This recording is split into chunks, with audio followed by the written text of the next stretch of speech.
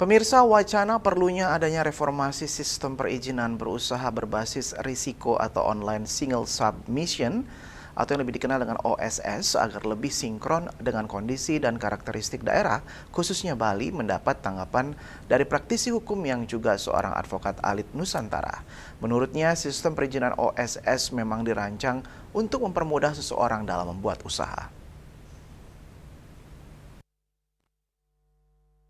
Pihaknya menjelaskan bahwa dengan akte pendirian usaha, baik itu perusahaan penanaman modal asing (PMA) maupun perusahaan lokal, maka akan langsung mendapatkan pengesahan dari kementerian terkait dan mendapat nomor induk berusaha (NIB). Dari sinilah suatu usaha dianggap sudah berdiri dan sah. Sementara itu, kaitannya dengan Pulau Dewata, investasi yang paling banyak terjadi di Bali saat ini yaitu bergerak di sektor akomodasi pariwisata seperti hotel, villa maupun restoran. Investasi akomodasi pariwisata ini tentu erat kaitannya dengan tata ruang. Hal inilah yang sedang menjadi perbincangan publik, bahwa benarkah sistem OSS ini bisa menerobos tata ruang yang menjadi domain daerah. Sampai hari ini urusan tata ruang itu domain daerah. Karena yang menerbitkan tata ruang itu Perda malah begitu. Nah, kemarin ada isu rencana detail tata ruang tidak semua kecamatan atau KBN di Bali sudah kelar gitu. Nah, mari kita uji. Katakanlah misalnya di suatu tempat belum punya rencana detail tata ruang. Apakah sistem OSS ini bisa serta-merta menentukan boleh dan tidak? Menurut saya tidak.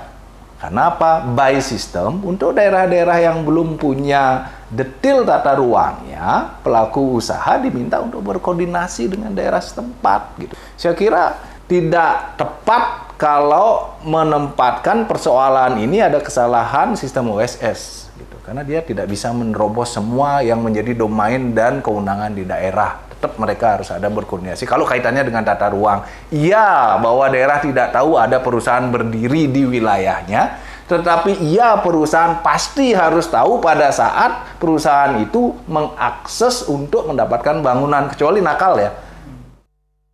Jika melihat pelaksanaan sistem OSS ini, ia menilai banyak perusahaan yang belum menyetor penuh nilai investasi penanaman modal asing PMA sebesar 10 miliar, namun sudah memiliki akte pendirian usaha. Begitu aktenya menyebutkan 10 miliar, apakah benar semua saham uang itu sudah disetor sedemikian jumlahnya gitu. Tapi kalau kita uji, banyak juga ada perusahaan yang belum menunaikan kewajiban untuk menyetor penuh, tapi mereka sudah mendapatkan itu. Nah, di mana letaknya sekarang begitu? Ya, saya mencermati itu mungkin terbit gitu, karena ada semacam surat pernyataan kewajiban mereka akan menyetorkan sejumlah itu. Nah, katakanlah misalnya sekarang selama 1 tahun mereka diwajibkan untuk menyetor secara penuh. Setelah 1 tahun berjalan, siapa yang mengontrol? Kalau belum disetor penuh, seperti apa mekanismenya? Nah, kalau saya setuju, kalau sama sekali tidak aktivitas, baiknya perusahaan itu ditutup. Tapi kalau dia sudah melakukan aktivitas, belum mencapai syarat minimal, saya kira daerah juga berkepentingan. Ini kan urusannya ekonomi dan lain-lain gitu. Tapi ini domain pemerintah ya. Untuk seperti itu. Dia memang ada wilayah-wilayah kontrol yang tidak terkontrol untuk wilayah tertentu. Andika, Bali TV.